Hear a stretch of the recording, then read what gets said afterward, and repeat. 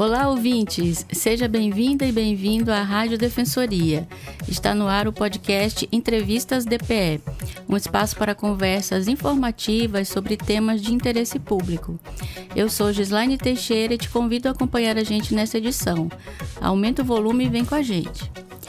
Neste episódio do Entrevistas DPE, nós vamos conversar com a Maristela Schaud, pesquisadora e chefe adjunta de pesquisa e desenvolvimento da Embrapa Roraima, sobre o papel da bioeconomia inclusiva como estratégia de enfrentamento às mudanças climáticas na Amazônia.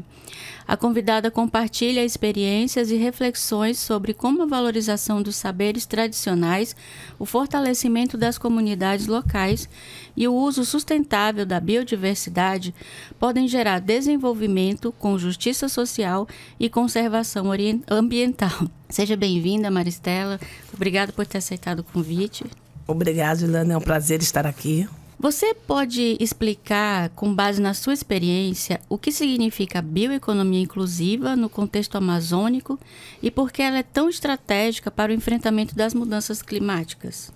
Então, Gilane, a bioeconomia inclusiva, são consideradas essas economias, né, que são focadas no uso sustentável dos recursos da biodiversidade amazônica. Tem um foco forte no conhecimento tradicional, no diálogo de saberes, né?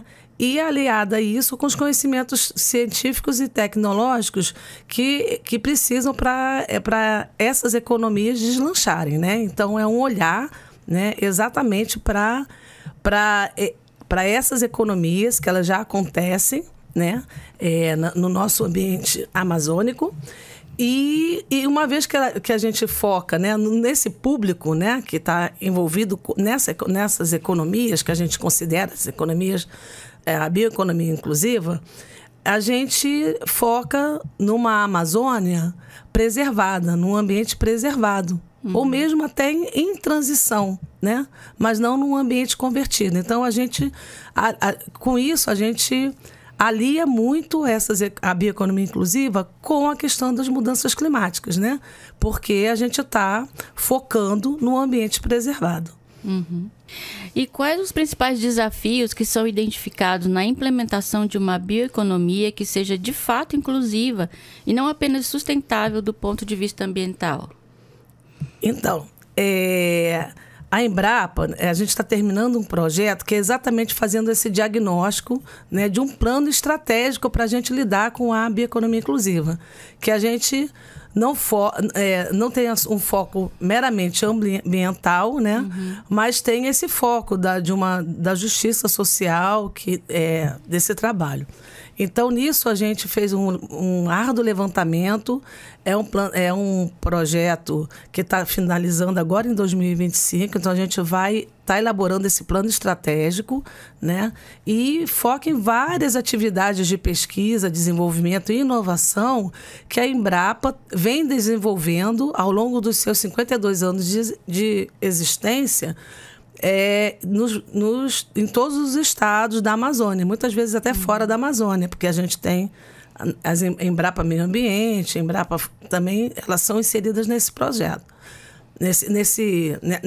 no desenvolvimento dessas tecnologias, né? Então, esse projeto, ele olha para dentro da Embrapa, de tudo que a Embrapa já fez com esse corte do inclusivo, né?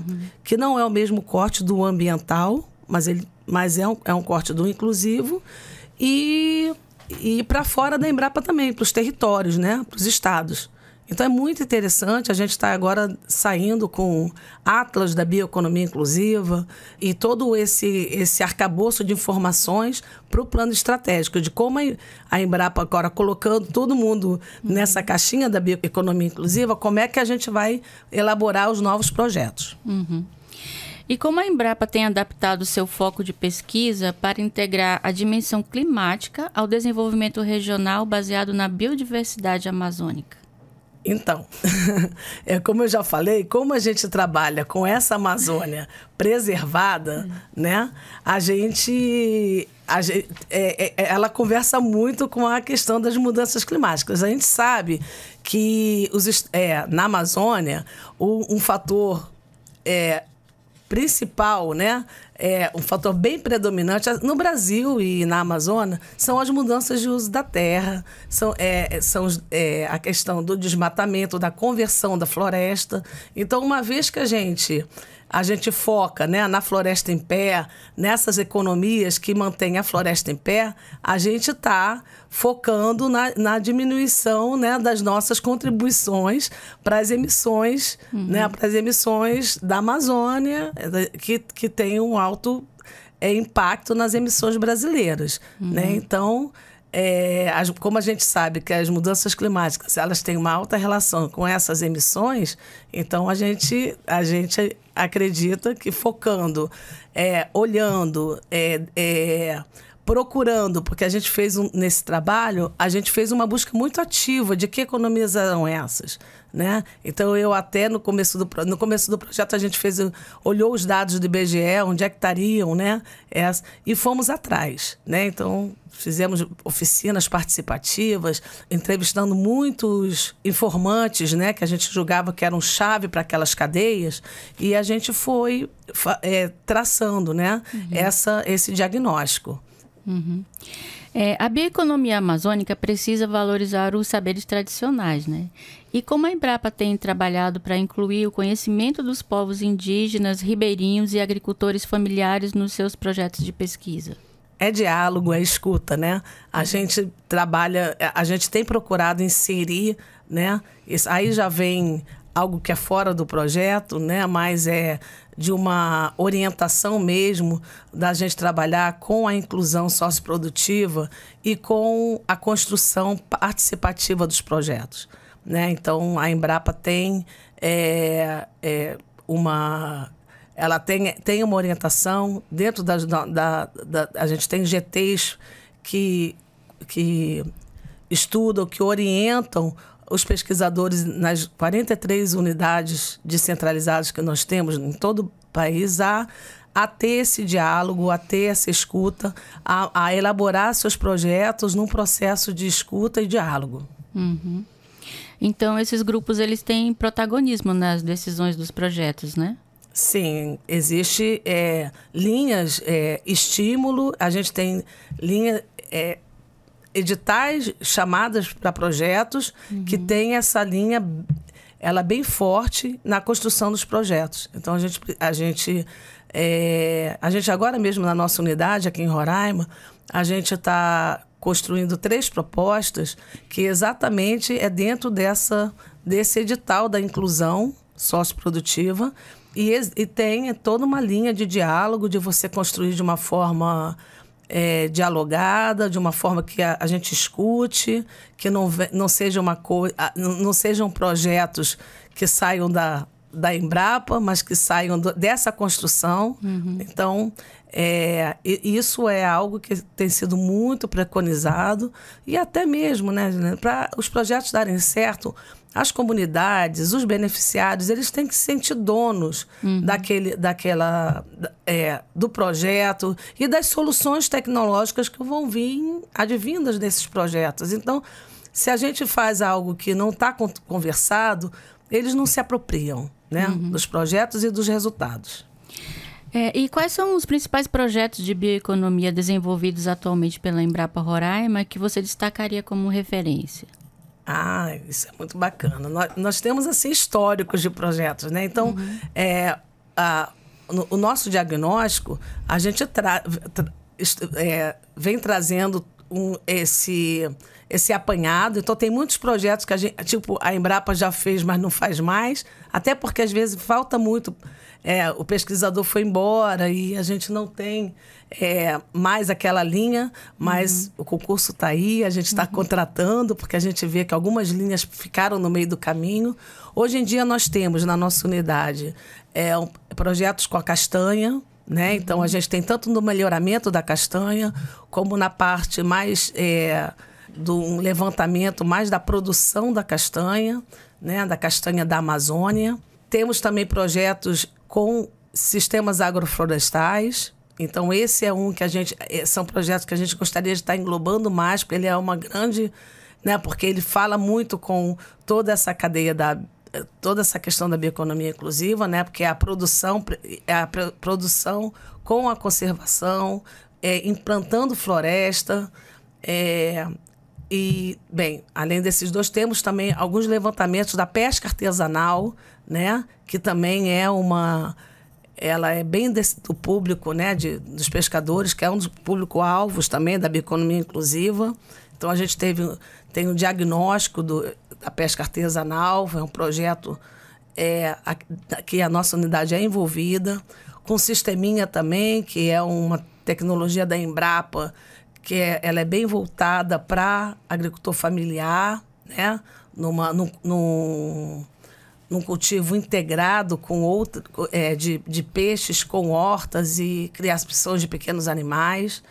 Então, atualmente, se não me falta a memória aqui, mas é a que eu consigo vislumbrar. Também temos alguns trabalhos com açaí, né? Que também é um produto, é uma cadeia muito importante, né, no nosso estado para a bioeconomia. Mas falta alguns, né? E alguns muito importantes, que são algumas bioeconomias muito inclusivas e que são um pouco invisíveis, mas elas são muito importantes na questão da segurança alimentar. Então, com esse projeto, a gente viu, por exemplo, o Buriti, né? O Buriti, a questão do artesanato com o Buriti. A gente tem várias comunidades indígenas que trabalham isso, além do fruto, né? Então, a gente fala que é o Buriti palha e o Buriti fruto. Abacaba. Abacaba, ela também é Se você pegar os dados do IBGE, a gente vê que a abacaba ela tem uma produção muito alta, ela está em muitos lugares, muitos territórios dentro de Roraima, e a gente não vê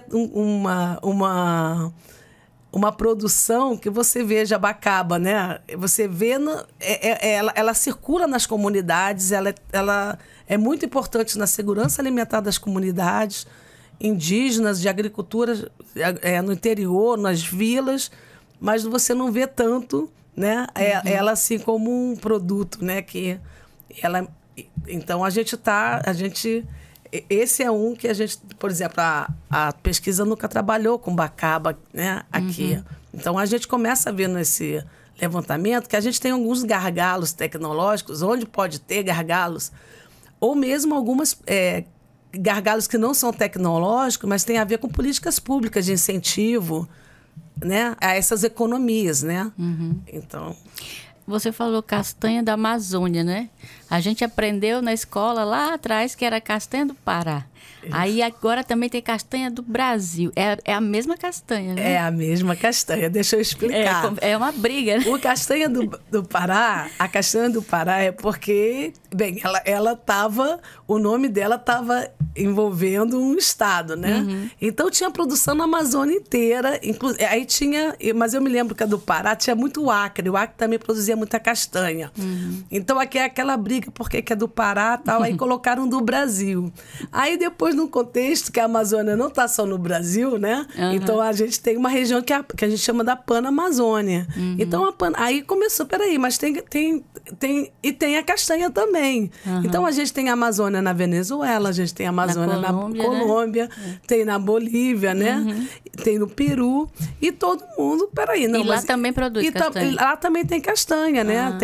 Então vamos fazer o seguinte, vamos mudar a castanha. Hoje em dia a gente denomina, para ninguém ficar magoado, é a castanha da Amazônia, mas é a mesma castanha. E é uma delícia também. Isso. Existe algum trabalho voltado especificamente para cadeias produtivas de mulheres ou iniciativas que busquem equidade de gênero na bioeconomia?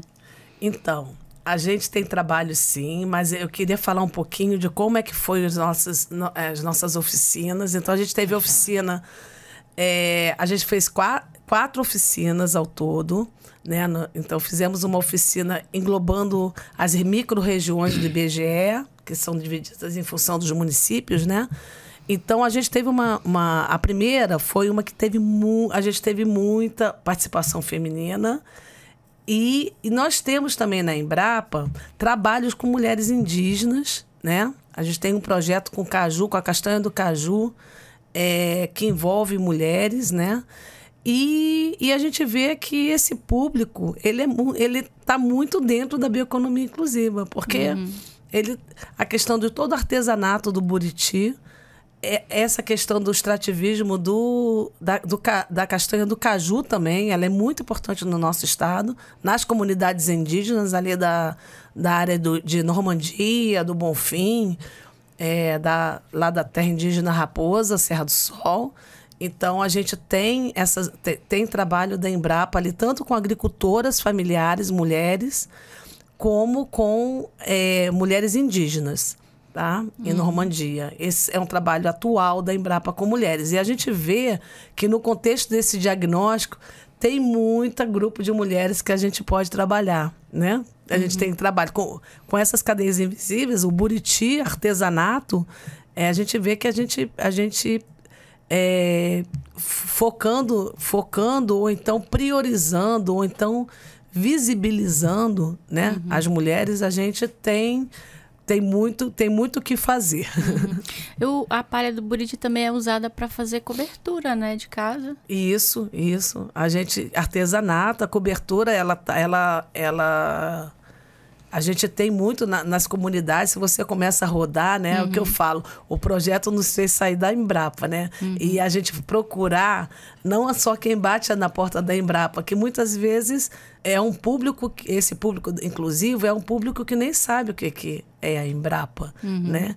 Então, a gente precisou procurar. E nessas nossas andanças, a gente viu o Buriti, ele é muito usado também como palha de cobertura, e no artesanato, né? Assim, todas as... E a gente aqui em Roraima ainda tem uma questão com o Buriti, são os indígenas migrantes, né? Que fazem também trabalhos belíssimos com o Buriti e que eles estão no contexto também da bioeconomia inclusiva, porque eles estão usando os recursos naturais, né? Em benefício de uma economia que eles precisam. E toda essa integração com os nossos indígenas que também usam, né, esse recurso natural, ele é muito importante. Então, ou no foco de algum gargalo tecnológico que a gente precisa resolver, ou no foco mesmo de uma política pública que a gente não pode deixar de enxergar ou de promover para que esse uso seja uma maneira inclusiva, né? Que a gente não exclua, mas a gente inclua com tecnologia. E como os sistemas agroflorestais entram na equação da bioeconomia sustentável? Então, os sistemas agroflorestais, eles são uma solução tecnológica para uso nessa Amazônia que eu digo que já é uma Amazônia, a gente chama de... O projeto coloca três ambientes. O preservado, o convertido, e no meio deles tem o de transição. Então, o sistema, a gente enxerga que ele funciona muito bem nessa Amazônia da transição, porque ele é um sistema que ele alia a produção, a produção, né, das culturas que são alimentares com espécies arbóreas que podem ser frutíferas ou podem ser florestais, né? Então, ele tem... seria uma solução nesse sentido. A Embrapa, aqui no nosso estado, ela já tem trabalhado há alguns anos com sistemas. A gente teve um projeto muito bonito na região ali do Mucajaí. E hoje em dia a gente tem esses sistemas, a gente acompanha, faz um monitoramento da adoção da tecnologia no sul do estado. Então, tem alguns sistemas. E estamos sempre promovendo, buscando promover, ampliar, né, a adoção dessa tecnologia, porque a gente entende que é uma tecnologia em que você trabalha nessa área de transição de uma forma que você não avança na abertura de novas áreas. É muito importante isso, a gente trabalhar em sistemas mais sustentáveis, né? Que não promovam a abertura de novas áreas e não promovam o tal do desmatamento, né? E essa mudança que afeta, né, todas as emissões nossas e toda essa questão das mudanças climáticas. Como você avalia a integração entre as pesquisas da Embrapa e as políticas públicas federais e estaduais voltadas para o desenvolvimento sustentável? Então, nós temos resultados na Embrapa de pesquisa para os gargalos tecnológicos das cadeias, mas também temos para os gargalos não tecnológicos, digamos assim. Então, as nossas pesquisas, elas também geram resultados do tipo apoio a políticas públicas, do tipo arranjos institucionais. Então, é uma abertura que já vem há algum tempo, a Embrapa já entrega resultados para esse tipo de gargalo, né? E dentro da bioeconomia inclusiva, a gente vê que tem muitos gargalos, né? E do público inclusivo, né? Que também são os agricultores familiares, que não são necessariamente gargalos que vêm de uma solução tecnológica, de um manejo de uma cultura, mas vem de questões organizacionais, né? Da cadeia. Então, a gente identifica isso. O financiamento mesmo é um gargalo, né? Para a bioeconomia. Então, se o financiamento...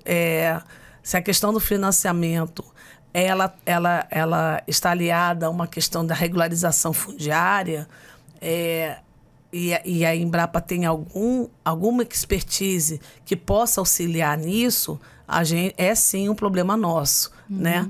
Então, a gente coloca projetos, ou a gente entra em projetos, né? Com esse enfoque. Então, a gente pode fazer projeto de A a Z, né? Aí depende de qual problema está relacionado com aquela cadeia, né? Com as cadeias, com as questões que a gente precisa transformar. Pode falar. Não, eu falo assim, que a gente tem trabalhado muito em todas as unidades, essa é uma demanda, com a questão da gente entregar soluções de valor e impacto, né? Então, isso é uma construção muito, muito positiva que a gente está... Toda a Embrapa está se movimentando com isso, da gente construir soluções mais robustas para os grandes problemas da agropecuária. E aí eu coloco também na questão florestal, né? Dos territórios das unidades e do Brasil mesmo, quando a gente trabalha em rede com outras unidades para alguns problemas. Então, isso a gente tem focado muito nisso, da gente estar entregando soluções tecnológicas de valor, né? Que agreguem, que não sejam só pequenos pedaços de pesquisas, mas que realmente venham a transformar, né, a pesquisa agropecuária e florestal, né, do Brasil. Você acha que há risco da bioeconomia ser cooptada por grandes interesses econômicos e deixar de ser inclusiva? Sempre tem, né? A gente, nesse levantamento, a primeira coisa foi a gente conceituar bem o que a gente estava chamando de bioeconomia inclusiva, né? E algumas das economias foram, digamos assim, descartadas do nosso foco, do nosso diagnóstico. Então, aquelas economias, que são bioeconomias, que não estão voltadas para um benefício, né, do nosso público-alvo e de uma maneira que traga justiça social, que traga benefício, repartição de benefício, repartição equitativa de benefício, ela não é considerada, ela não está dentro da bioeconomia inclusiva. Ou você vai para um caminho que não está tendo, vamos buscá-la para um caminho que tenha isso. Então, é o caso, a gente tem aqui a gente tem a própria cadeia da castanha, que a gente falava há pouco, da Amazônia. Ela, muitas vezes, ela não tem uma repartição equitativa, né, dos benefícios. Então, tem lá os extrativistas, eles coletam, e tem os atravessadores. E aí começa aquela cadeia, que é muito interessante, que ela tem todo um apelo, né, um apelo ambiental, um apelo social, aí ela não está sendo ela não está tendo essa equidade na repartição dos benefícios. Então, a gente também começa a visualizar como é que se atua numa cadeia de uma venda direta, de uma rastreabilidade, para a gente poder estar exatamente trazendo essa equidade. Uhum. As outras regiões do Brasil também estão tendo essa preocupação com bioeconomia? Sim. Esse projeto é um projeto de Embrapa, tá? Não é da nossa nacional, unidade. Né? Ele é um projeto nacional.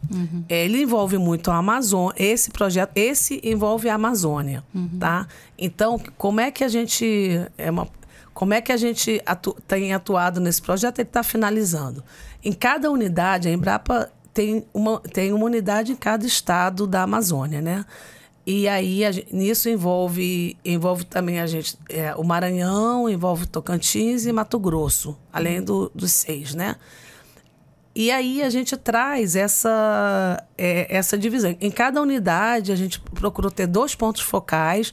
Um que fez um levantamento olhando a Embrapa, olhando para dentro da Embrapa e todo um histórico de atuação no que a gente está chamando de bioeconomia inclusiva, e outro que olhou para o Estado, né? Nas iniciativas de bioeconomia inclusiva, essas que muitas vezes não batem na nossa porta, mas que a gente saiu para ver, né? E aí fazendo oficina participativa, entrevistando. É claro que a gente não consegue... a gente no projeto, a gente tem um retrato, né? Que a gente procura que seja o mais próximo de uma realidade atual, né? Mas envolveu essa capilaridade que a Embrapa tem. Eu falo que é um dos tesouros, né? É uma das pérolas da Embrapa. A gente está em 43 unidades espalhadas pelo Brasil. Então, esse projeto envolveu 9 unidades, né? Da Amazônia. Envolveu algumas unidades da sede ali, porque teve toda essa parte institucional, né? Envolveu a sede, algumas unidades ali que são perto da sede. Envolveu a Embrapa Meio Ambiente também. A Embrapa Agricultura Digital, porque tem toda uma questão de organizar dados, que a gente lá tem expertise nisso. Então é muito bacana, porque a gente aprende muito, né? Estando nas unidades, em toda essa capacidade que a gente tem enquanto empresa de pessoas para estarem olhando para aquele tema, né? E aí, a gente agora mesmo, no próximo mês, a gente vai ter uma reunião exatamente para a gente estar fechando esse plano estratégico. Então, em cada estado teve um desenvolvimento, aqui no nosso estado a gente fez essas 4 oficinas participativas e fizemos aproximadamente uns 25 entrevistas. Gostaríamos de ter feito mais, mas assim, é sempre a questão dos projetos e da limitação de recursos. A vontade era a gente estar por aí, mas a gente pôde, com esse projeto, contratar um bolsista, né? Aí teve aporte desse projeto do Ministério do Meio Ambiente também. Então, teve toda uma articulação, não só de Embrapa, mas também de ministérios, porque esses dados que a gente está levantando, eles são muito importantes, não só para a Embrapa. Eles são muito importantes para o governo de uma maneira geral. Então, a gente viu nesse projeto, logo no começo dele, que vários ministérios trabalham com bioeconomia, inclusive, que a gente, na Embrapa, estava chamando no projeto, na verdade, de bioeconomia inclusiva. Mas sociobioeconomia, tem vários outros nomes. E a gente falou, não, a gente está falando da mesma coisa, né? E ficou todo mundo interessado nesse levantamento que a gente está fazendo. Então, a gente teve apoio do Ministério do Meio Ambiente para esse projeto e trabalhamos com o Ministério do Desenvolvimento, Midink também. Vários, me fugiu aqui o nome do ministério, mas o ministério... É Indústria e Comércio? Isso, Indústria e Comércio, porque eles também têm trabalhos com bioeconomia. E foi muito interessante que a gente vê o quanto que esse tema ele é trabalhado em vários ministérios e pelo governo federal, mas que a gente precisa conversar para poder um complementar o outro, né? Em termos de informações. Pensando nos próximos 10 anos, como você visualiza o papel da Embrapa Roraima na transformação socioeconômica e climática da Amazônia? Uma bola de cristal aí. Nossa, essa é difícil.